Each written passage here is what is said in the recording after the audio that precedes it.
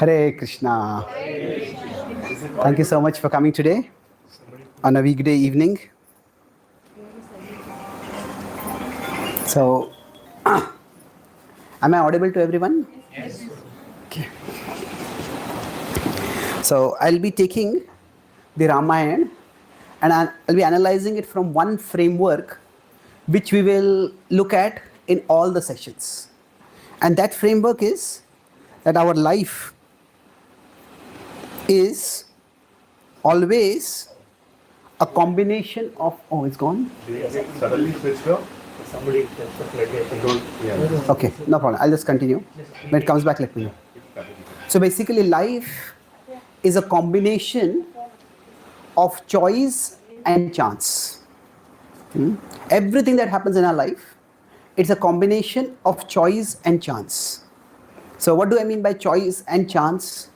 Broadly, I'm using this word in particular ways. Choice refers to something that we did and maybe we could have done differently. And chance refers to something which is beyond our control. Now, we may go at a philosophical level and say it's not chance, it's our own past karma. And if you go to a devotional level, you may say it's Krishna's plan. And all that is true. But at our level of functioning and experience, now we don't know when our past karma is going to come or what aspect of what karma is coming now. We don't know what Krishna's plan is exactly. So, and why Krishna is doing a particular thing in his plan. So in that sense, we can say everything that happens in our life is a combination of choice and chance. So when this happens like this, choice and chance. So my tablet not working properly, that is chance. But it doesn't work in the class and I forget about it and remember it only the next time when the class comes. And I face the problem each time, then that is a choice, isn't it? So that choice and chance is a dynamic that works everywhere in our life. So today morning I missed the flight. I was supposed to come earlier. Now the devotee who was supposed to drive me, he said, "You can start at 10 o'clock. I said, "No, I want to start at 9 o'clock. And we negotiated as decided to start at 9:30. But because there was there's a political accident and there's a lot of crowd because of that at the airport, various reasons. So I missed that flight. So now maybe I should not have negotiated. I should have started at 9. But say not waiting till 10, that was my choice. Letting wait till 9:30 was my choice. But then there's something which is chance. So choice and chance come together. And in general, see when any mistake happens. So if it's I who am primarily involved and somebody the other is involved. So if I am involved in the mistake, I tend to say it is chance.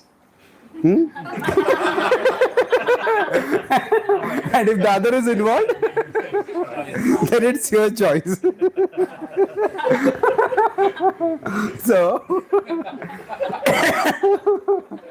So this way,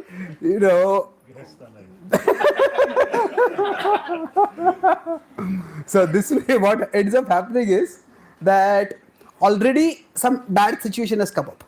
When the bad situation has come up, when we start feeling that, both parties start saying that, no, it was just, from my side, it was just chance that I did this, but you did it deliberately, it's choice.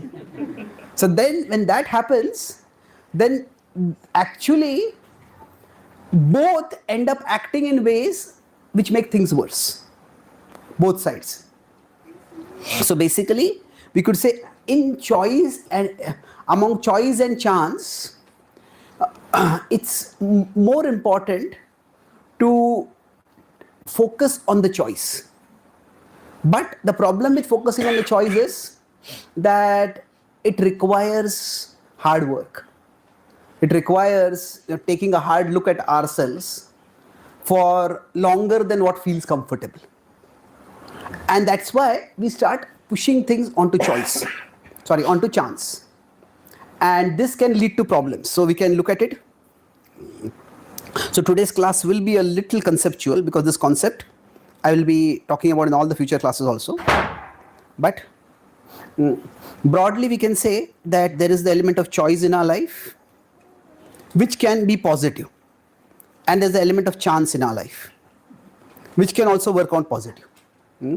That means, we have to invest some money. And we think a little bit, we consult some expert, we decide to invest money somewhere. And we have put in some thought in it. And then that stock rises up much more than what was even predicted or expected. So our choice was good, and chance also worked out good. So we could say this is the best situation. Now, choice can be to work out to be negative, and chance can also work out to be negative. That means we ourselves are also hasty. Maybe we are a little inattentive while driving. Maybe look at messages, or try to dictate a message while we are driving. We look off the road, and at that time, maybe a child runs across the road. We slam on the brake, but still the vehicle hits the child. So now that is unfortunate. Now it was our mistake, but what happened was far worse than what our mistake was. So we could say this is the worst situation to be in. That when the choice is also bad, and the chance also works out to be bad. Now among the other two quadrants, if we consider that our choice is positive, but chance works out to be negative. Now we try to do the best that we can, but then things just fall apart. Now that's one possibility. And then the idea is that we make bad choices, but somehow the chance works out well. It's like we invest thoughtlessly in somewhere, and somehow that thing does well. So now both of these. Now among these, it depends. See, at one level, a choice, doing positive, and the chance of negative, it can be discouraging. Because we may start feeling that, what is the use of my making good choices? So somebody trying to live a very healthy life, eat regulated food, does some exercise, and still they end up getting cancer. Now, cancer is a disease for which it's very difficult to identify a specific cause. So because the choice, then chance, this can be very discouraging. Now, if we consider chance being positive, choice being negative, this can actually be deluding. Yes. Why deluding? Because we may start thinking that, everything will work out for me. That there is some magical property in me that even if whatever I take, whatever I speak, whatever I do, it will all work out. And then we may become arrogant. So it's like sometimes even some person who is not a very good batsman just swings and hits, and ball contacts and goes to sixer. And he started thinking, hey, I'm a great batsman, okay. No, that's not true. So it can be deluding. Now, if we see both of these, that we make a bad choice and the chance of this can be devastating. A person can get completely shattered by it. Now, if we consider that when our choice is positive and chance also works out positive, then that can be, in one sense, empowering for us. Yeah, I did something, there's a multiplier effect. So in one sense, that is confidence building, that is empowering, that is encouraging, that is inspiring. So we could say this is encouraging or empowering. Now, of course, it depends. If I made good choices and then I feel encouraged to make better choices. So it can help us to become more, if you want to keep the alliteration of D, it's a slightly unfamiliar word, discerning. Discern is to notice carefully. Discernment is the capacity of discriminating, of analyzing and deciding. So we learn to discern that I should make good choices, and then we are confident that other things will work out. So now if we consider these 4 quadrants, we start from the right bottom, then sometimes like we are now, to some extent our choice is in our control. Chance is not in our control. So we could say that being in the 4th quadrant is the best. But if we can't be in the 4th quadrant, where should we try to be at least? First part. Yes, if not the 4th, then the 1st. So we could say it is best to be here. But if we can't be here, then slightly fainter green if I use. That is for 2nd quadrant. So now with this particular framework, life can throw us into different quadrants also. Sometimes we may make a bad choice. And if we say that the bad choice also, it could be a small bad choice, it could be a very bad choice, it could be a huge bad choice. So we'll see how situations come in our life and how we deal with them. So now we could say that, of course, we don't want to be in any of the other 2 quadrants. But now, which is worse? Is it 4th quadrant is the worst or 3rd quadrant is the worst?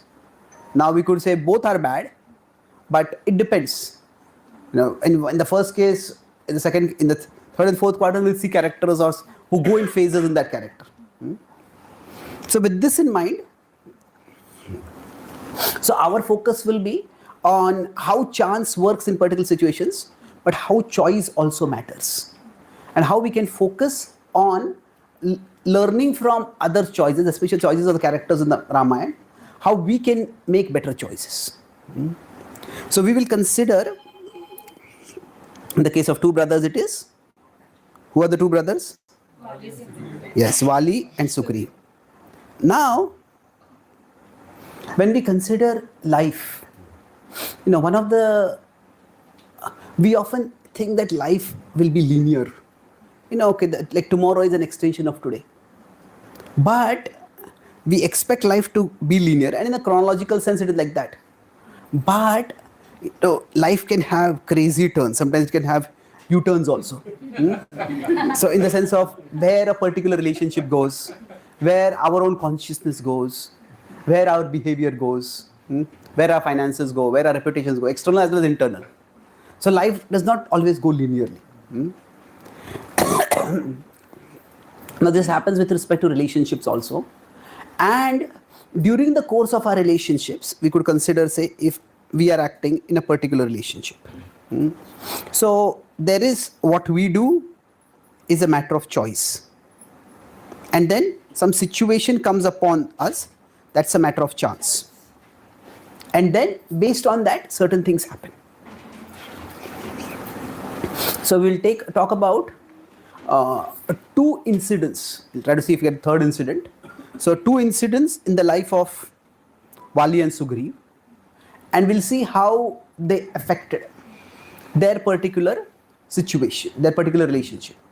Now we could say that Wali and Sugriv, in the first phase, they were best friends. They were just friends, they were allies, they were the best of friends. This happened till the cave incident. The cave incident was when there was a demon Mayavi who came to challenge Wali, and Sugriv came with Wali out. He came and challenged him in the kingdom. So even the demon had enough decency, he didn't want to attack everyone. He wanted to fight with Wali and prove that I am better. So he challenged Wali. Now Sugriv came with him because Sugriv was concerned that the demon might have some assistance and they might try to attack Wali and ambush him while he's fighting.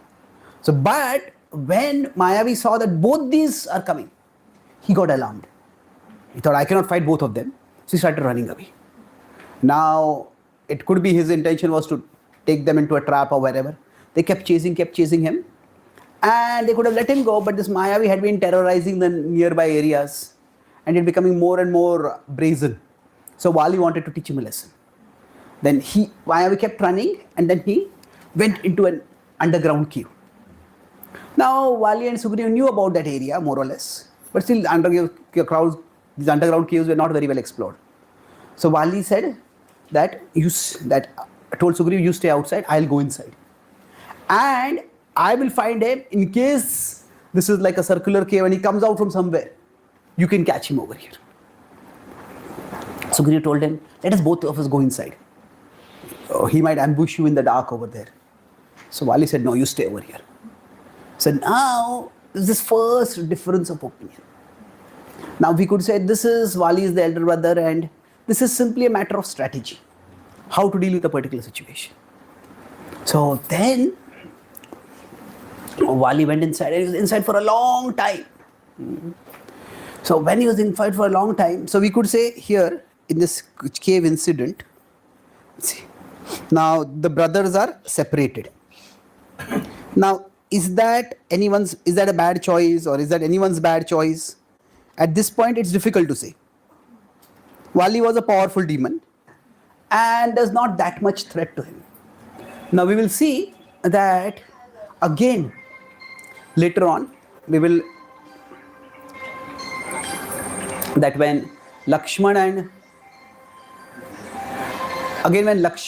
and Ram are separated, that time again disaster befalls. And we'll talk about it. Put it in silent. So we will look at, so at that time also when they get separated, then some disaster befalls. We will look at what happened at that time when they're separated and how things did not escalate at that time, whereas things escalated over here. So they got separated. So here, is it a negative choice? No.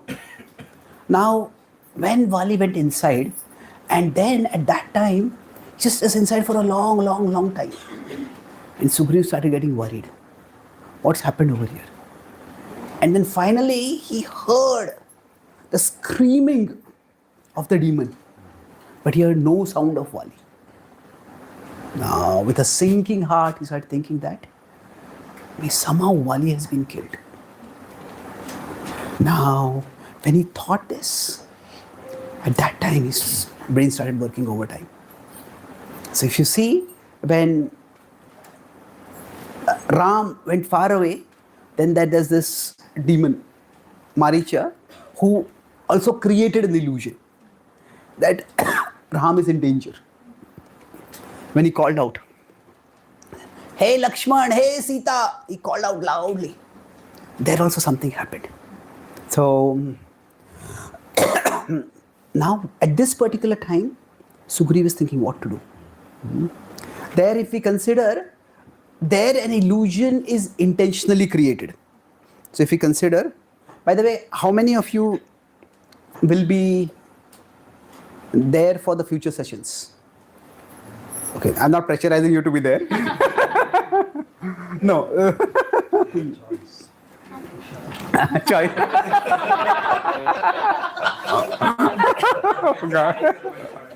Okay. No, why I'm asking this is that, we could, my original plan was to do each of these as stories. Complete one story in one session and then go to the next story. But another way to do it is that we can draw the parallels and then explore the stories in comparison. And then if we do it that way, I feel that we can get more insights. But then we won't be able to complete one story in one session. Of course, I can give a quick recap of what I had done in the previous session and next session. So even those who are not here, they can understand. How do you think we should do it?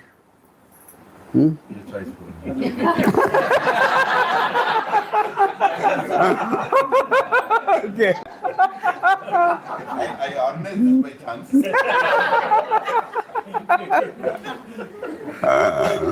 We would love to have that more insights version. Yeah. Okay. Also getting recorded, so those who miss by chance. I think choice and chance now is going to come into our language everywhere now. Okay. So we could say that when a particular situation comes in our life, a situation, we could say, of potential misunderstanding.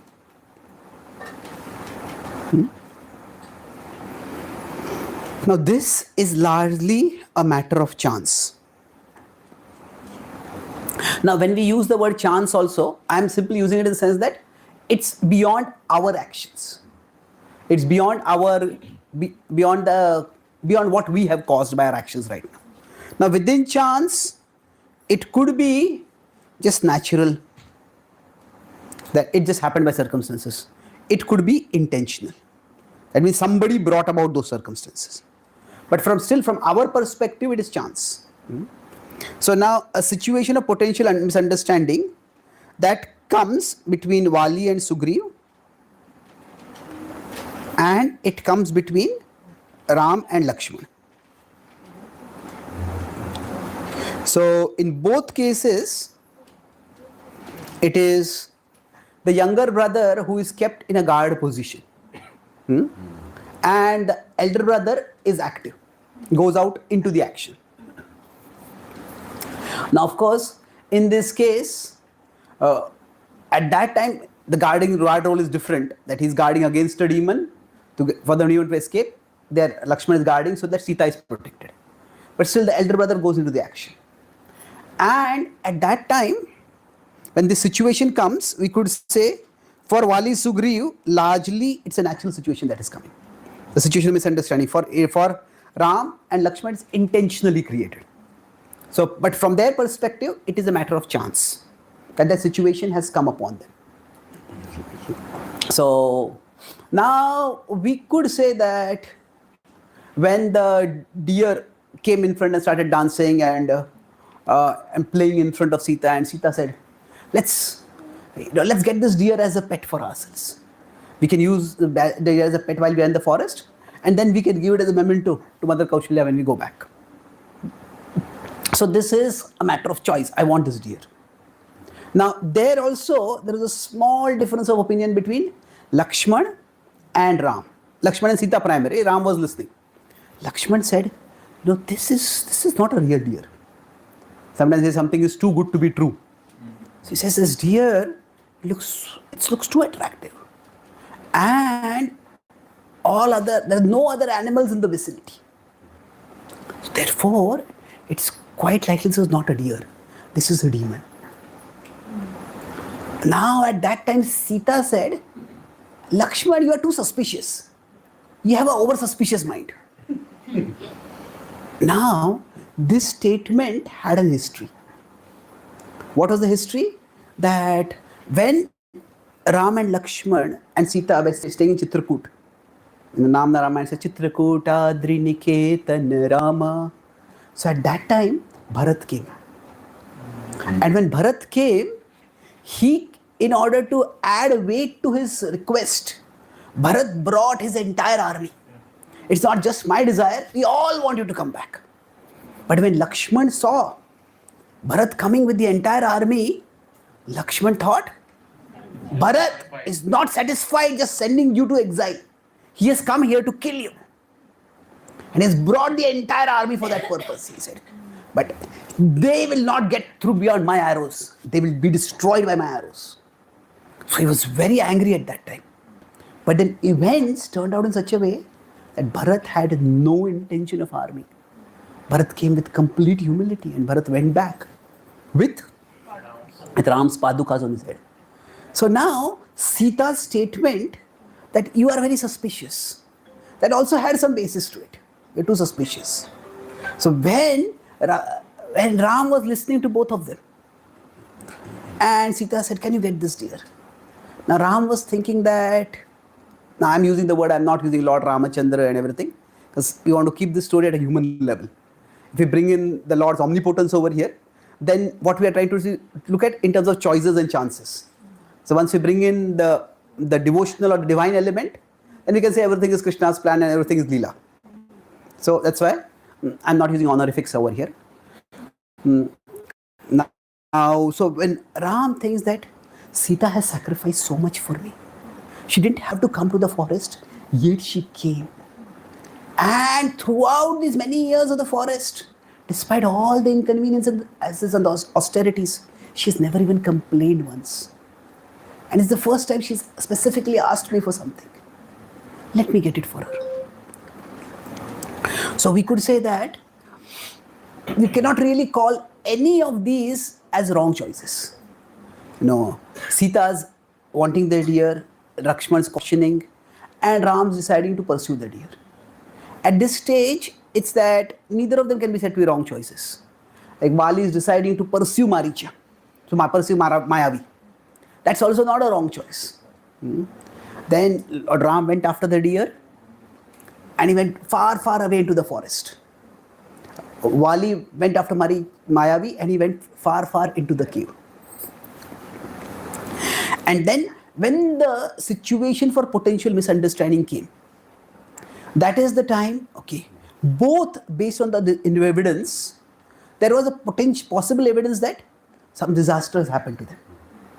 Now, in this case, in the case of Sugriv, he thought that something terrible has happened to Vali. And he started thinking that if this demon is strong enough to kill Vali, then it will be very difficult for me to fight with him and defeat him. And if I am also killed, then he may go and destroy our entire kingdom, which will have no protectors at all. So I have to do something to stop him. And he decided the best way to deal with the demon is to not have to fight with him at all. To just trap him. So the cave that had been Vali's tomb will also become Mayavi's tomb. Both will be trapped over there. So now we could say that based on a situation of particular misunderstanding, so Sugriva's decision, Sugriva's action, we could say it was wrong, but it was understandably wrong. Or it is an understandable wrong. That means, he did something wrong, but we can understand based on that evidence, he could have thought that. Now, in the case of Lakshman and Sita, so Lakshman didn't have any doubts.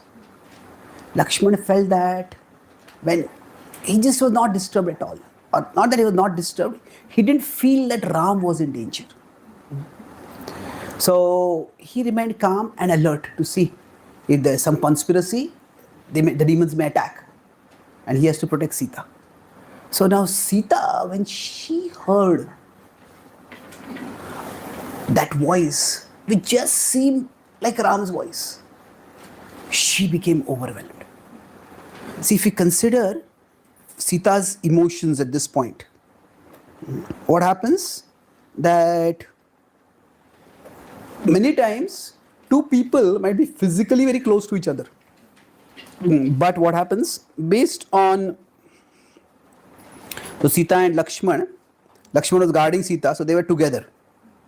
But as Lord Ram went far away, by the time that Maricha called out, it was like both of them were in almost different mental universes. I'll explain what different mental universes means. That they were having very different priorities and concerns. So for Lakshman, the priority was, Prabhu, you can get a chair, you can sit comfortably. I just had to correct your mic a little. This wire is hitting the mic and sound is coming. Okay. Sorry. So should I? 1 second. Should I take this out? Well, let's remove this. Sorry for that. Wait here. Yeah. It's easy. Thank you. Sorry about that. No. So, for Lakshman, he already had a suspicion that this is some conspiracy. And when he heard this voice, he became clear that this is a part of some conspiracy. And his priority was protecting Sita. He did not feel at all that Ram was in any danger. His priority was that this conspiracy must be there to target Sita. That's why the whole idea is, this voice is calling me to go away from Sita. Now on the other hand, for Sita, what happened? She had initially a desire that let's have that deer. That desire was a harmless desire. Then, when sometimes we may tell someone, okay, can you go and get this from the grocery shop nearby? It's just 5 minutes away. Now, if we know that there's a storm that is going to come, and recently there's a big storm in America, it's one of the worst storms, things have been shut down completely. So now we know the storm is going to come, then we may say, okay, you get this ingredient, I want to cook something special while we are in the storm so that we can have a nice feast and we can be happy. So then you may say, the storm is going to come, but it's going to come after 1 or 2 hours. You can just go and come back in 10 minutes. So Sita thought, it's a simple, this deer is here, Ram will catch it. But then the deer went far away. So we asked the family member to go out, and 5 minutes becomes 10 minutes, 10 minutes becomes 30 minutes, 30 minutes starts becoming 1 hour. Then from there, it starts becoming concern. Now for Sita also, that what Lakshman had said, that maybe this is a trick. Those words, she had downplayed them, but still they were there in her mind. And now from some concern, then it started becoming fear. And when, at this particular point, when she heard this voice, that Ram is in danger, then that fear started going towards panic. If Ram is in danger, something has to be done, you have to save her. Now, Lakshman, why are you not going? And Lakshman said, see, that's not Ram's voice. Ram is in no danger. Now, Sita felt even more agitated. See, sometimes what happens, we are agitated by something, and then we tell that to someone else. And if that person doesn't get agitated, we get even more agitated. So, we tell something, it's a big problem. And that person says, don't take it so seriously.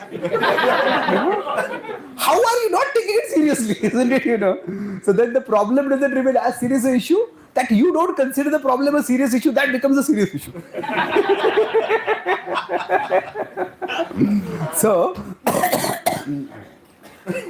Sita's concern is Ram's safety. And when he says, Ram is in no danger, that's not Ram's voice.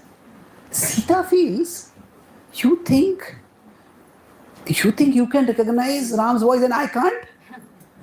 You think that you know my husband better than you?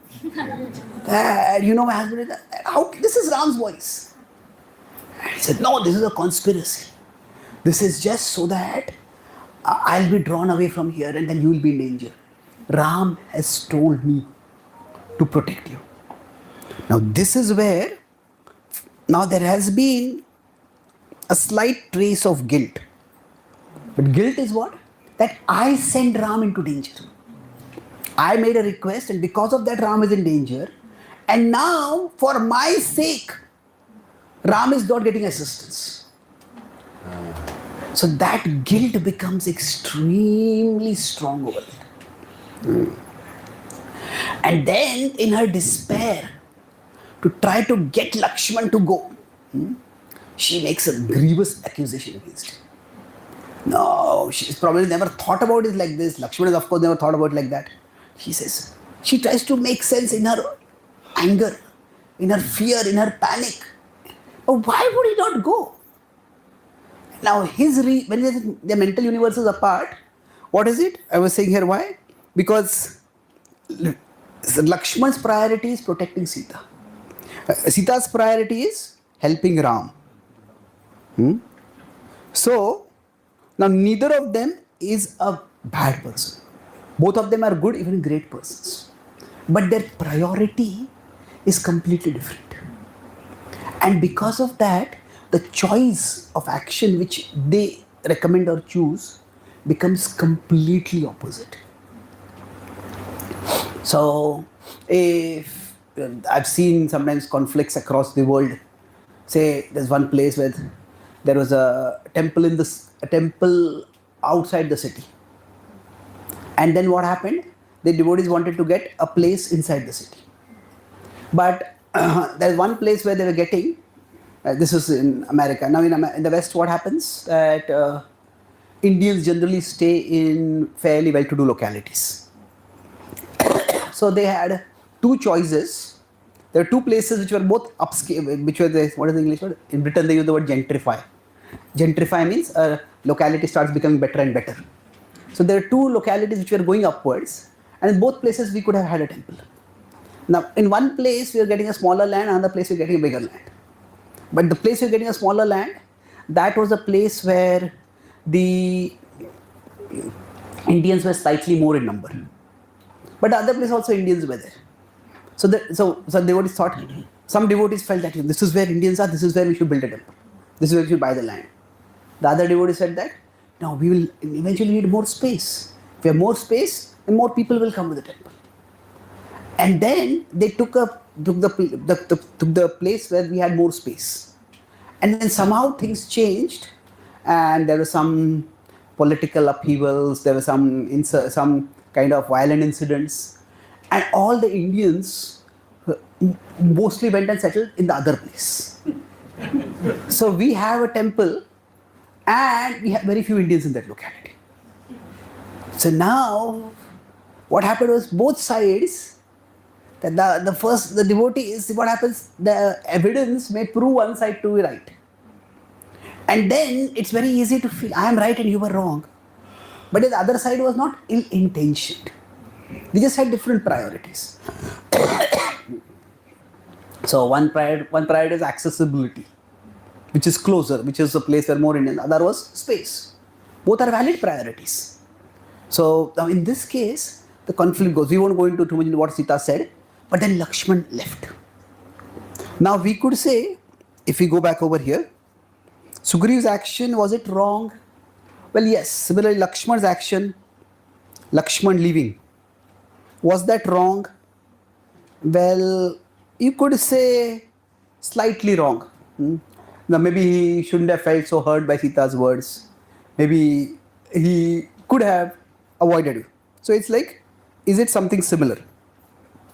It is, even if we say it is wrong, it is again an understandable wrong. Now after this, the incidents move forward. Some incidents move forward slower, some move forward faster. So then Sugriva decides, I have to deal with this. And the way he deals with it is, he blocks the cave, and he blocks it in such a way, gets a huge boulder, pushes it for a long time, and then somehow he blocks it.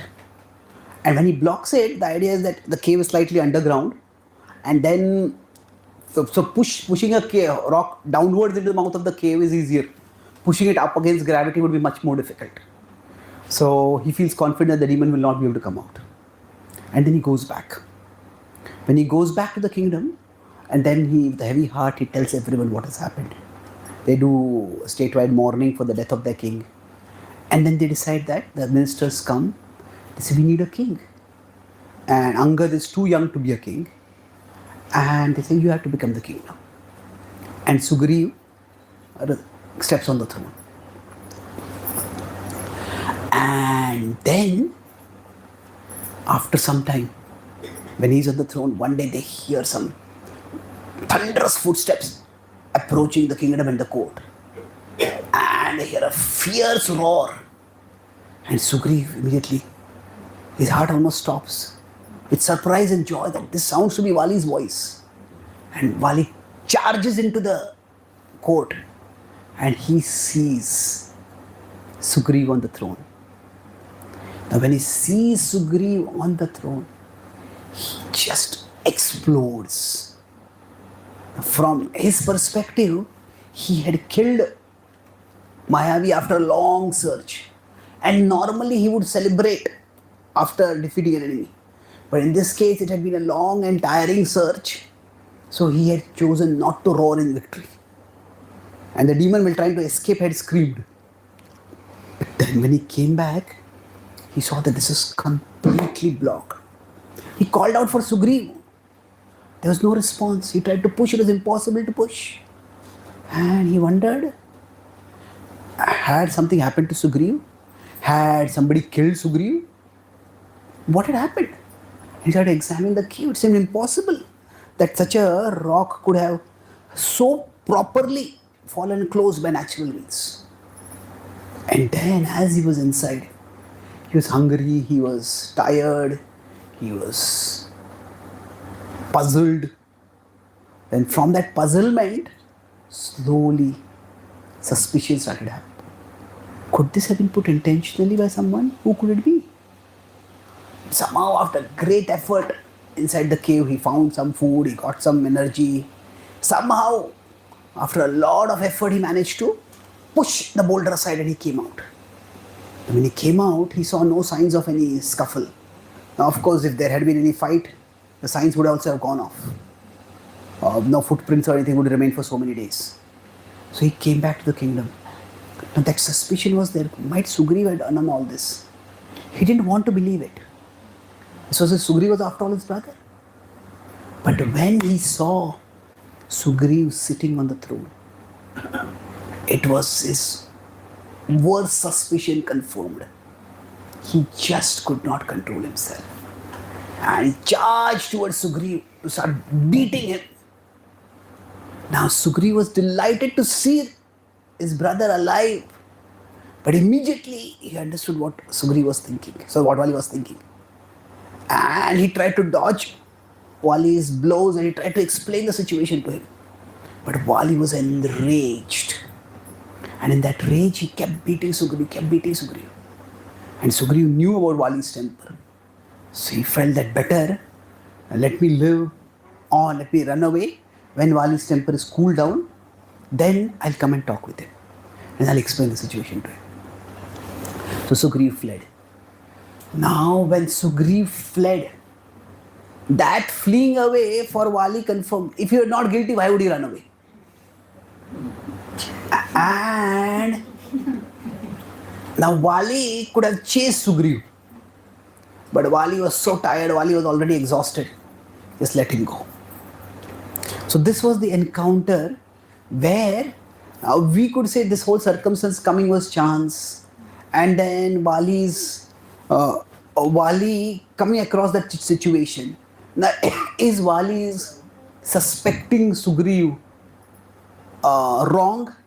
Well, again, if it's wrong, it's understandable wrong. Even if it is, he gets angry with him, he beats him up. That is also understandable. Now, if you go back to the incident where Lakshman finally leaves Sita and goes, and he tries to follow the direction where Ram has gone, and there's some footmarks, there's some indications. He's going in that direction, he's running as fast as he can.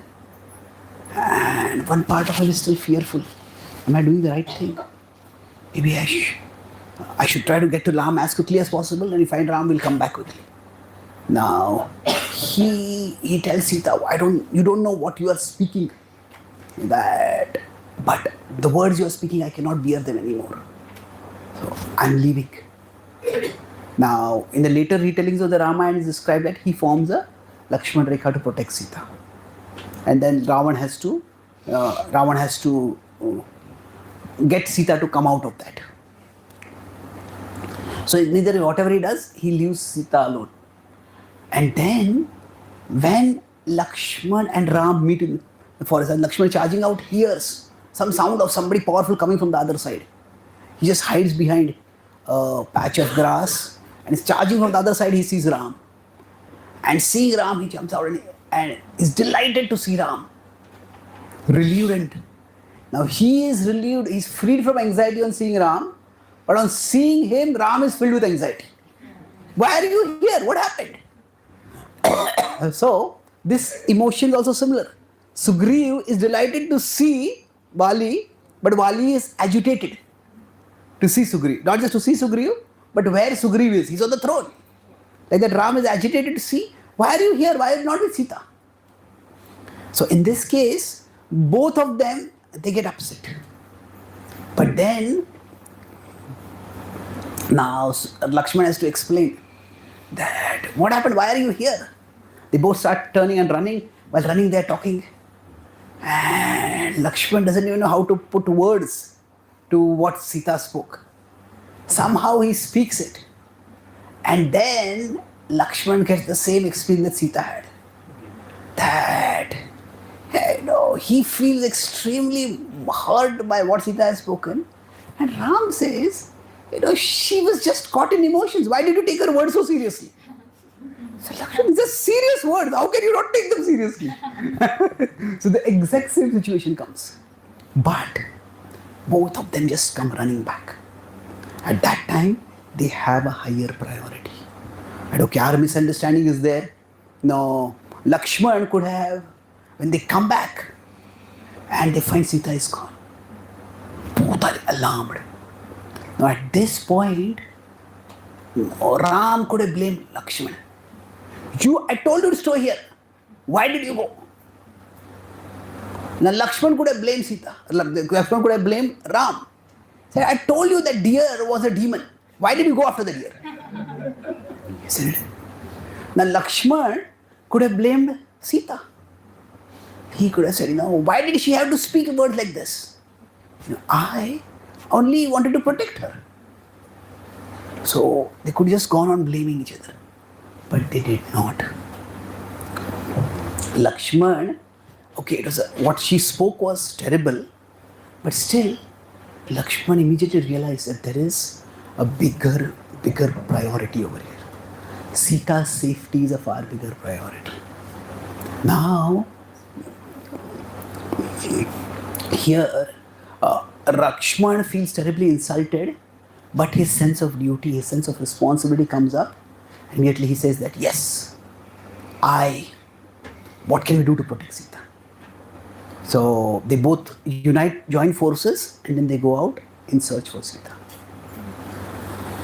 Now in the case of Vali and Sugriva, now here it's also Lakshman's sense of duty comes in. You can compare another situation, we'll talk about Lakshman later, that see, Lakshman is insulted, grievously accused by Sita, and we have in the Mahabharata, Draupadi laughs at Duryodhan in the Maya Sabha.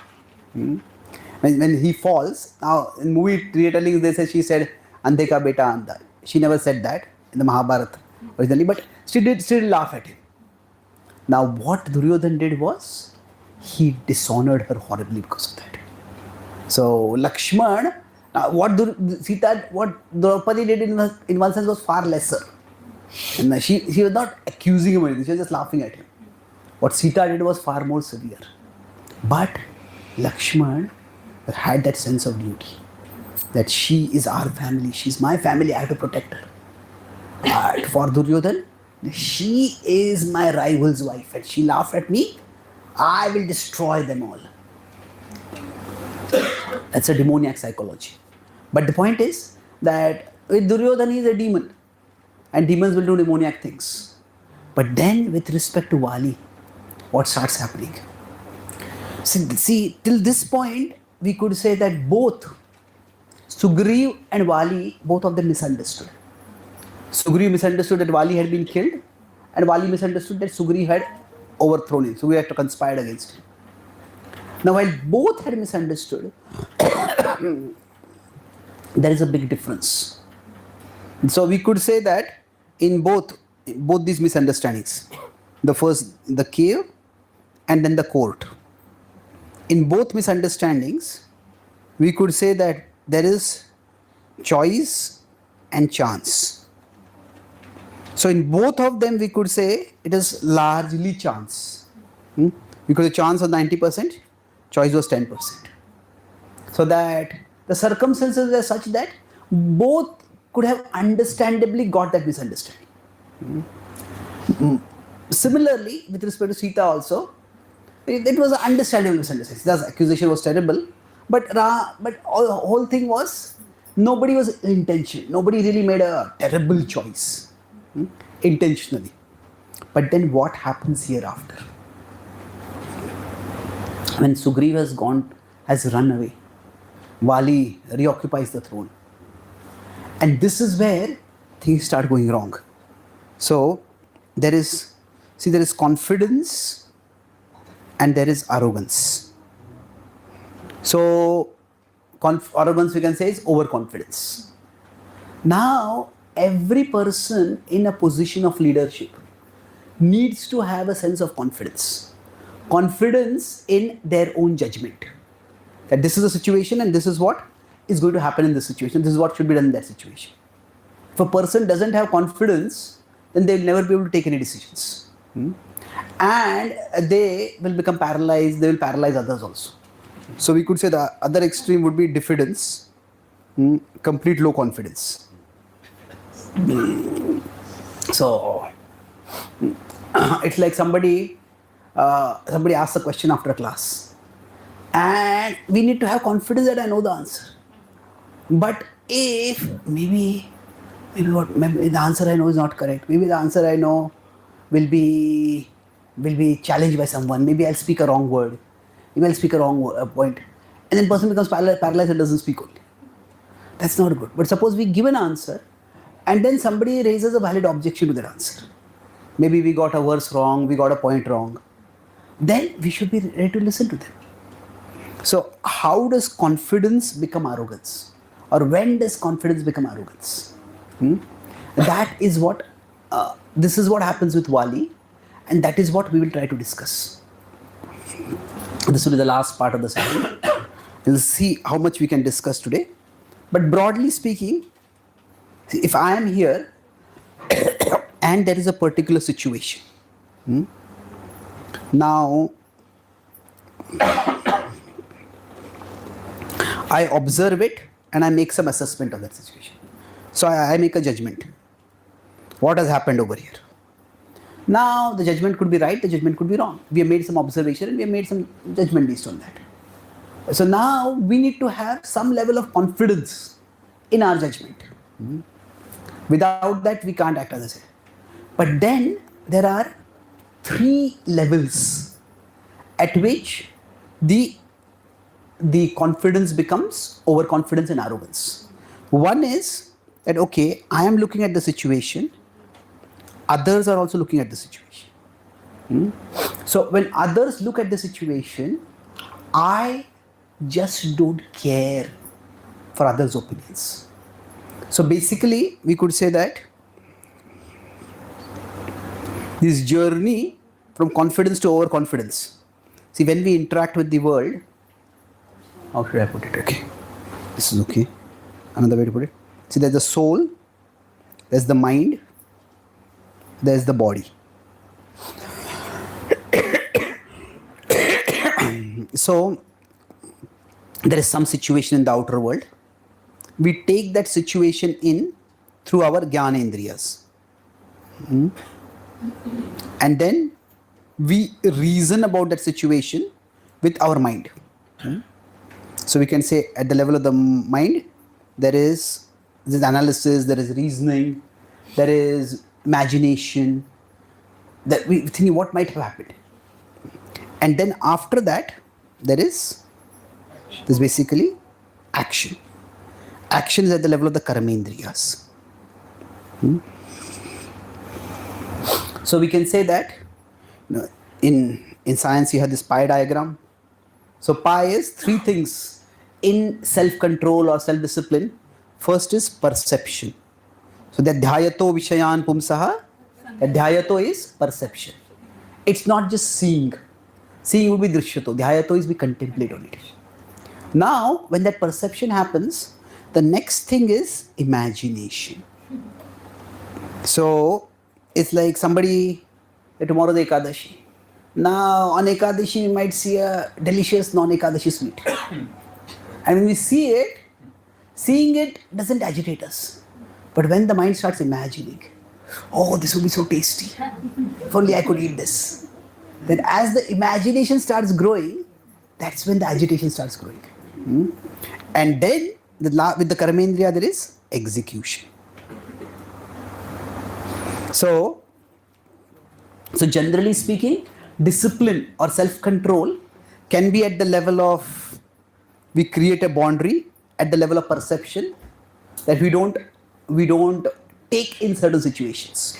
This is what, for example, Krishna talks about in 2.58. Yada samharte chayam kurmo angani sarvasha. So a tortoise withdraws its limbs. So like a bura mat dekho. That's like that. So that's withdrawing our limbs.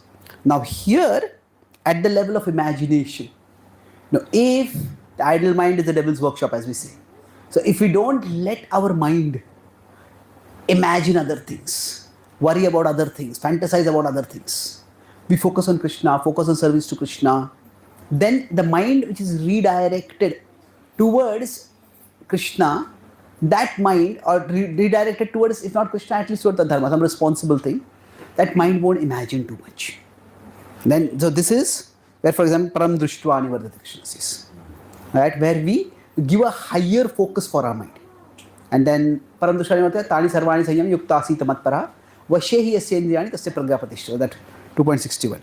Now at the level of execution, what do is, that means I have seen something which has agitated me and my mind is also agitated. Like I'm feeling very angry, but at least I don't yell out of anger. I don't give into action. This is 2.67. Indriyanam icharatam yanmano anuvidhyate. Tadasya harati pragya vayurnavamivambasi. So why are we talking about this right now? This might seem a very philosophical detour. But this is the three levels at which, three stages through which confidence becomes arrogance. So the first stage in the case of Vali is, what he does here is that dismissiveness.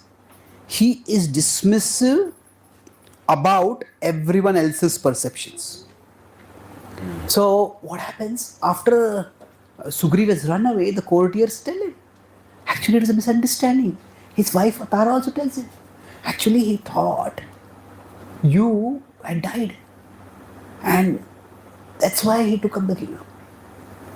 Now Sugriva has told this story, but when Vali hears this, what happens is, he starts thinking, how could any of you have believed that this ordinary demon would kill me?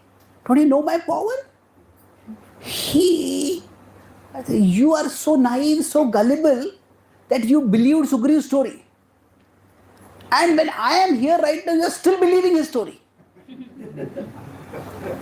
So, rather than Sugriva gaining credibility in his eyes, all of them start losing credibility in his eyes. So, it's like, there's a saying that, if you go somewhere and a fire starts, that's an accident. But if wherever you go a fire starts, then quite likely you are the cause of the fire, or at least you are contributing to the fire, isn't it? So, if one person, we have a difference of opinion. Okay, that becomes circumstantial, maybe they are wrong. But if everybody is saying one thing and we alone are saying another thing, and we reject everybody else, maybe there's something wrong, maybe I could be wrong.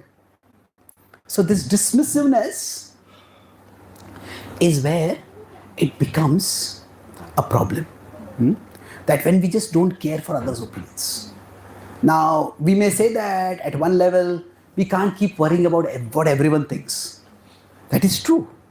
But we have our friends, we have our well-wishers, and there are some people at least whose opinions we need to take seriously. So, he dismisses everyone else. Now, at the level of imagination, now he starts thinking, that Sugriva, he's so cunning. He tricked me for so many years. And he tricked all the citizens, all the courtiers. How wicked is he? How cruel is he?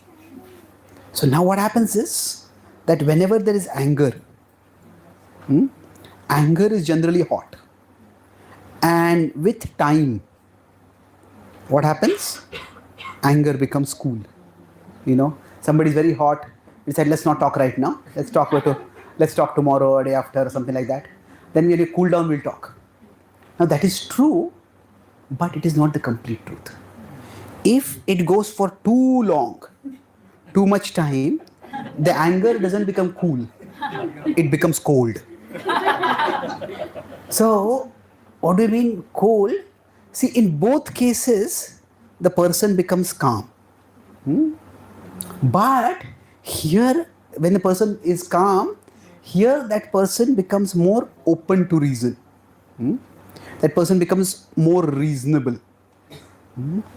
But when they become cold, that means they just become more and more convinced that I am right and you are wrong. So at this point, that person becomes hateful. The person doesn't become calm, it becomes hateful.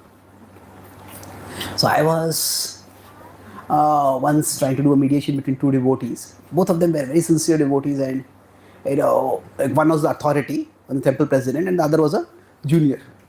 And this junior devotee, he had launched a whole series of complaints against the temple president, and had gone to GBC here, there, and there was a big investigation. And now the situation had come where the temple president was going to be removed. And he said that, there were some truth to his accusations, but there were like many, many more things. He says, so this temple president says, I thought we were so close to each other. How could you hate me so much? And this other devotee said, well, you made it very easy to hate you. You made it very easy to hate you. Now, what he meant by that was, his point was that there are so many times I came to you with some concerns, but you never listened to my concerns. Now, the temple president was thinking that, we have so many big projects to do and these small issues, I know we'll deal with them afterwards. But what happens is that sometimes, one issue is neglected, second issue is neglected, third issue is neglected.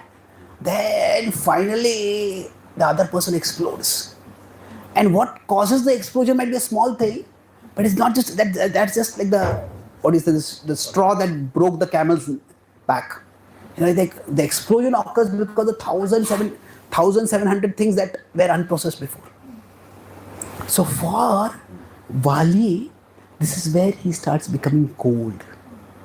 He starts thinking that Sugriv has been conspiracy minded for a long, long time. And so it's like the more cold we become, the more cold we assume the other person is. He becomes more calculating. Things Sugriv must have been so calculative and cynical and cold and cruel. And so this is where what happens? From that dismissiveness, a coldness starts coming in. So when the coldness comes in, this is where at the level of the mind. See, generally, the start of cruelty, the start of cruelty may be circumstantial. I mean, sometimes I just speak a word cruelly. It's a hurtful word, but it's only the start of cruelty. But actually, when cruelty grows, it grows only by dehumanizing the other person. Dehumanizing means there's nothing good in the other person. The other person must be evil. Otherwise, they would never have done anything like this. How could he have done something like this? So he starts becoming cold. And now that is bad enough. So he decides that I am going to, before he tries to kill me again, I will kill him first. And then, instead of having any kind of discussion with Sugriv, giving him any opportunity to try to clarify, he decides, I'll kill him. And he starts chasing after Sugriv. And Sugriv runs and hides here and there. He goes everywhere. And nowhere he's able to hide. And each time Vali feels that, I'm just going to catch Sugriv, Sugriv somehow escapes. And through all this, Vali is getting more and more frustrated. Each time Sugriv escapes, he gets more and more angry. And then finally, Sugriv finds a safe place that is just outside Vali's kingdom. And that is what infuriates him even more. That he's so close and he's untouchable. So I was in Singapore, I gave this class, and one devotee raised his hand. I said, yes. He said, this is how China feels about Taiwan.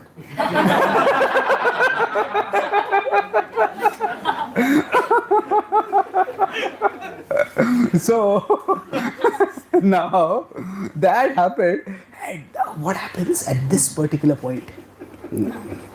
He decides that if I cannot kill Sugriv, then I will punish him in a way that will hurt him terribly. And that's when he decides to take Sugriva's wife for himself. Now, all along, Sugriva's wife has been with him.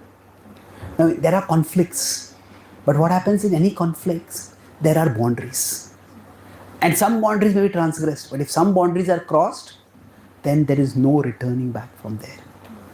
There's no returning back. And so, in this particular time, what is the last thing that happens is from coldness comes self-righteousness. That my cause is so right that any wrong I do for it is also right.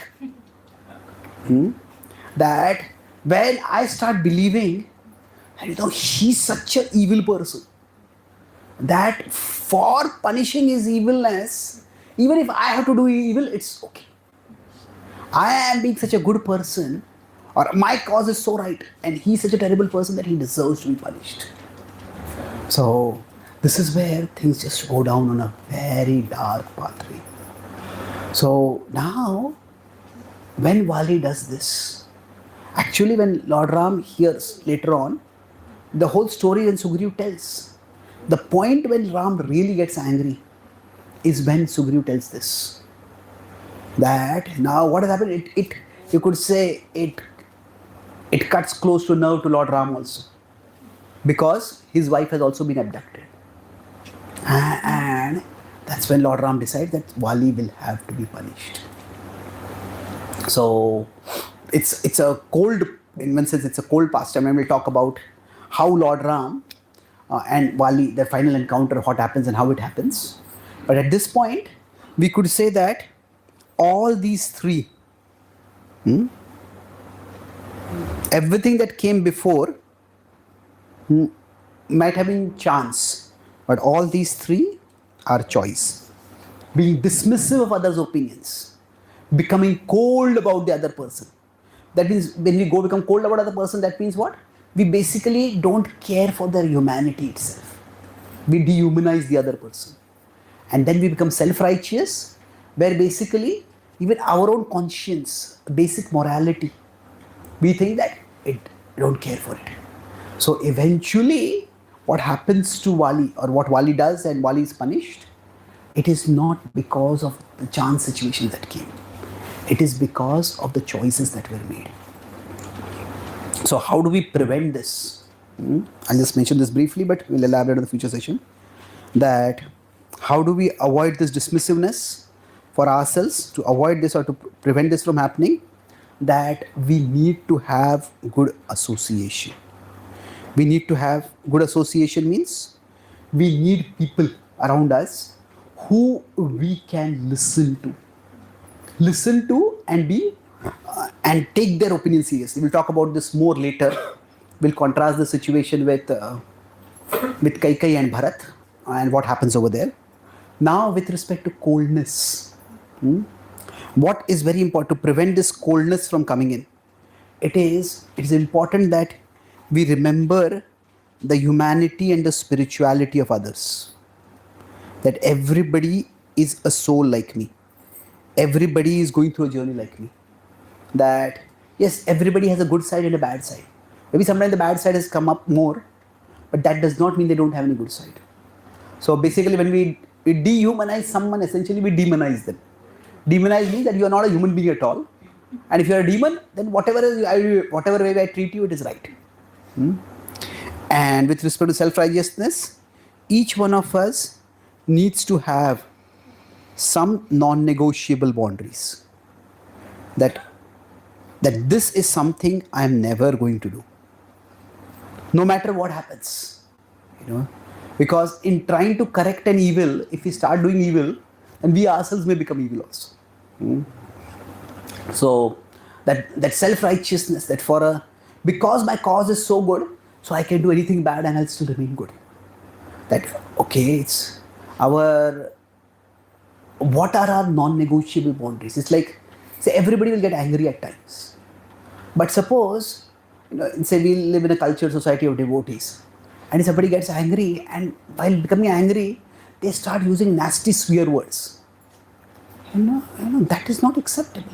That no matter how angry you get, this is a boundary you should not be crossing. Now, if you are crossing that boundary, then what could happen? Okay, you got angry in this situation. Tomorrow you are giving a class, and in the class you get angry with some audience. And you start speaking such words. Now that would be horrible, isn't it? So that there have to be some non-negotiable boundaries. So these three things, how to have the good association, how to have this humility, how to have that, see the humanity of others, and how to have non-negotiable boundaries. We'll discuss this in a future session. So I'll summarize broadly what I discussed today. I mainly talked about three things. First, I started by, so in our discussion, our first point was about the choice-chance interplay.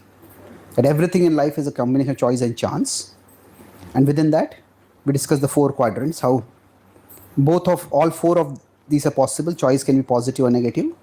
Chance can be positive or negative. And we discussed how each of these, that this is a place where it can be devastating. Here it can be deluding. We start thinking that everything is fine. Here it can be disappointing, that our choice is good and still things go wrong. And here it can be empowering. It can be, we become discerning and we feel empowered after that. So discerning in terms of our perception and improve, empowering in the sense that situations work out. So we would like to be in quadrant 1 preferably, or in quadrant 4, or in quadrant 1 preferably, if cannot be in quadrant. So then we discussed about the Vali Sugriv incident and compared with the Ram Lakshman incident. So basically we discussed how the misunderstandable situation that came by chance, that was by chance in both the cases. Now behind the chance, that could be nature, it could be plan, but broadly it was by chance. But then there was a confrontation between them, the meeting between both of them. But that is where the choice, so in the initial chance, there was practically no negative choice by anyone, no major negative choice by either of them. Then after that, when the eventual meeting happened, this is where both had positive choices. So here I am talking about Lakshman Ram, and here we are talking about Vali Sugriv. So both positive choices and things was resolved.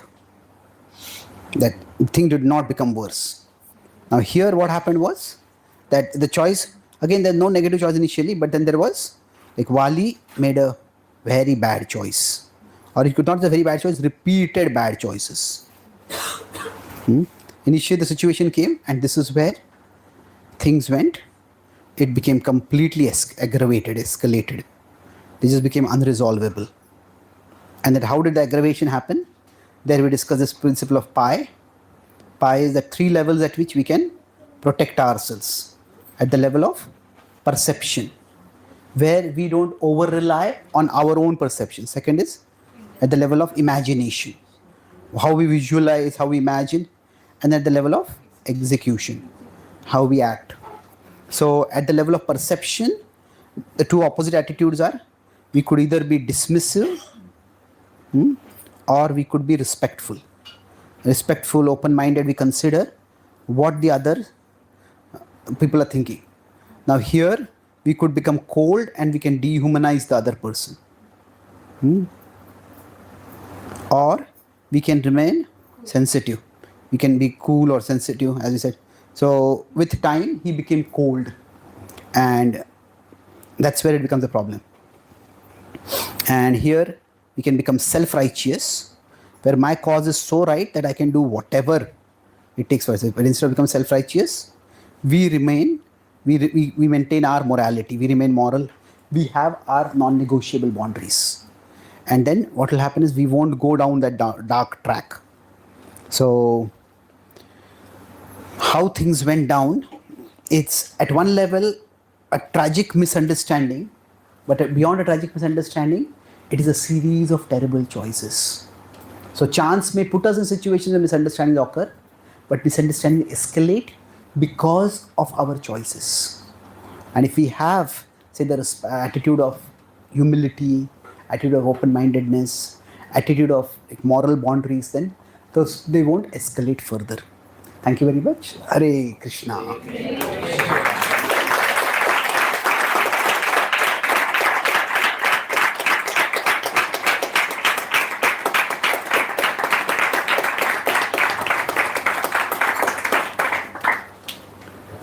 So, The previous diagram, the last diagram, you showed Wally here. So Wally became very dismissive. Is that his general nature or for a specific cause? Is he dismissive for everything happening in life? Because association means it's a general thing, and dismissiveness is specific here, right? Probably in the next class or something. yeah, I think the two things over here. See, dismissive could be about a particular thing, but then if our choice is going to affect others also, then what do we do about it? You know, we have to consider others' opinion also. Say, if somebody wants to invest some money in some very risky shares, it's their choice. But if their family, it's their family's combined savings, and everybody says don't invest over it. They say they were dismissive. It's not going to affect us alone. It's going to affect others also. Then others' point also has to be considered. And so now we don't have directly, at least in the Valmiki Ramayana, we don't have direct information much about Vali's backstory. So whether, now he was definitely very powerful. Now was he arrogant? Certainly he was not oppressive. There's no incident like where he, like so Ravan, abducts anyone or molests anyone or wantonly kills people. So he certainly had a certain level of pride at natural in Kshatriyas, but it seems it was in this particular incident itself that he became so dismissive. This is one incident, but the incident itself was hugely consequential. He must have had some good association in the courtyard. See, it's like, association is, sometimes you say association is our association is the people we live with or people we spend time with. Yeah. But it is association is more about our association determined by who our mind spends time with, not just who we spend time with. Okay. So Duryodhan, he would spend some time with Bhishma, with Vidura, but his mind was mostly with Shakuni, was with Karna.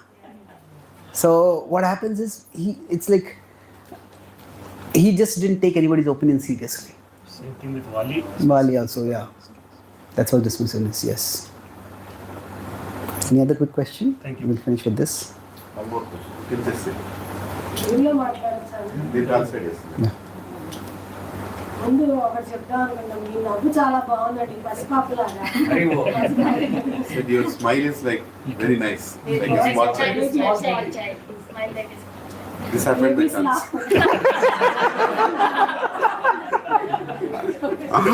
God. I think you forgot if you're following love with chance now. Okay, thank you. నేను ఇక్కడ అనుకోకుండా వచ్చాను, భగవంతుడు పంపాడేమో, కానీ నా లైఫ్లో ఉన్న ప్రాబ్లంకి నాకు సొల్యూషన్ దొరికింది. మీరు చెప్పినట్టు అనిపించింది, కృష్ణ చెప్పినట్టు అనిపించింది. Very well.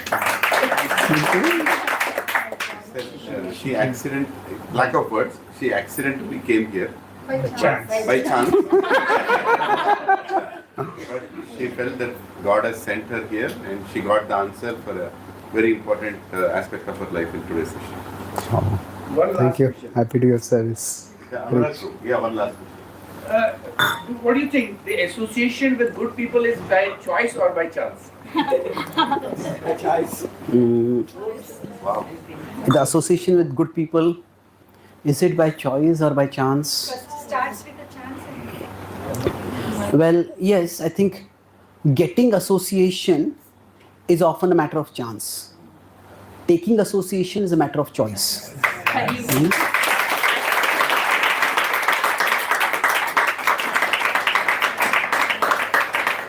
Thank you so much. Hare Krishna, I'm sure you have many more questions. So are you all feeling Prabhuji's presence already? very bold. Prabhuji, when he got into the vehicle, the first dialogue that he told is, my potential energy is changing to kinetic energy.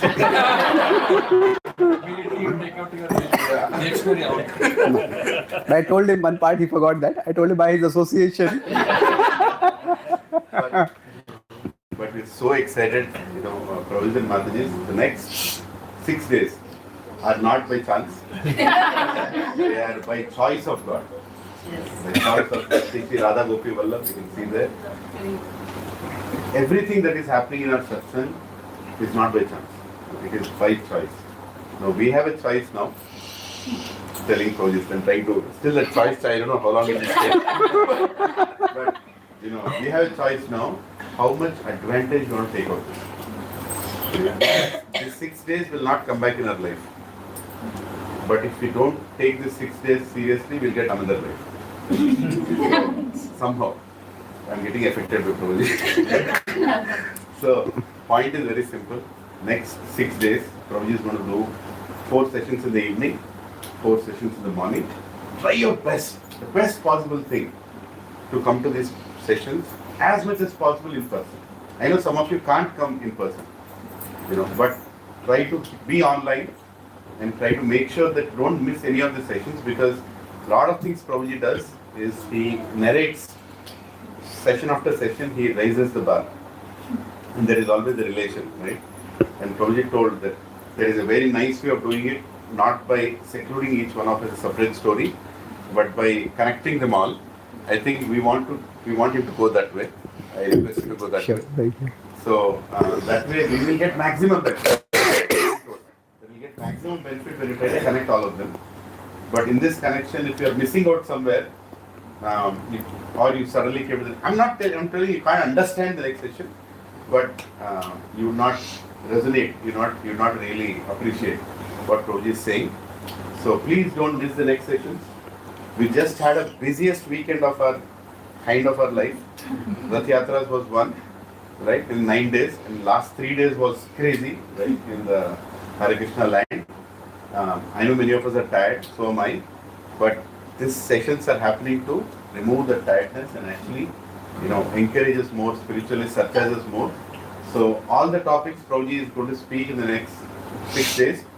He has only chosen, means Krishna has chosen, 4 sessions in the morning to increase our spirit of service to Srila Prabhupada. Amazing. I'm very looking forward to the morning session. And evening sessions, and all the morning sessions will happen in Bhakti Center. So please come to Bhakti Center, not at 8 o'clock, by 7:45. So we are there, mentally, peacefully settled down by the time session starts. 9:30 dot it will get over. You all can go to your offices. If you are in a hurry, get a dabba, take the prasad and go. Right? Pack the prasad and go. Or you can have the prasad and go. And in the evening, we have sessions in different houses. I think tomorrow is Maharshi Nagar, which is, I know, near, little far from here. But if you can make it, try to make it. Right? Otherwise, I'll pray to God that I should be there. Or if I'm not there, somebody has to record it and we have to post it live. I'll be there. So these are the sessions, and in between there is a weekend. And on the weekend there are special sessions. One is in Avatar, Mahimam Avatar, the dealing with obstacles. Is the topic dealing with obstacles. We all have many obstacles. So, and it's Nityanand Trayadashi. Now I had a thought that can we not have the session in Avatar? They said no, let it be there, because that is from 8 to 10. And then 11 o'clock Prabhuji will be back to Bhakti Center. And I'll record the first talk when I ask Prabhuji to record it, just in case some of us can't go, because Nityanand Trayadashi will start at 10 o'clock sharp in the Bhakti Center. So some of you who go to Avatar have to rush back to Bhakti Center so that you don't miss the Abhishekam of Lord Nityanand Prabhu on that very special day. And some of us from QC here, we will have the session on Saturday. And right after, but I'll end exactly on time because I have to rush to Bhakti Center. And it's a Nityanand Trayadashi. So we want to do as much spiritual activity as possible. So then there is session in Bhakti Center on Nityanand Trayadashi. Prabhu will speak about the glories of Lord Nityanand Prabhu and things that you would want to add from Gaudiya angle. And then Prabhuji is also going to go to Nalaganda, which is very nearby. He is going to continue another festival of Nityanand Trayadashi in the afternoon. And then Prabhuji is going to Abbott's for an exclusive session, specifically for Radhanath Swamara disciples, not for outsiders, on a book that he has written. And then on Sunday morning, Prabhuji is giving Bhagavatam class in ISKCON Abbott's temple. On Sunday afternoon, Prabhuji is giving a Preeti Vardhanam class to the entire congregation of Hyderabad in Abbott's temple. And Sunday evening, Prabhuji is coming to Bhakti Center again for our Sunday feast. And the topic is very interesting. What is it? Forgiveness versus balancing forgiveness and justice. Right? The topic itself is so interesting. I'm eagerly waiting for Sunday again. And then Monday and Tuesday, Prabhuji will continue the same series of morning Srila Prabhupada's prayers, and then evening Ramayana. So Ramayana is only going to become more and more interesting. Prabhuji, you don't want to miss this. Vali and Sugriva thought like this, right? I don't think even Vali and Sugriva.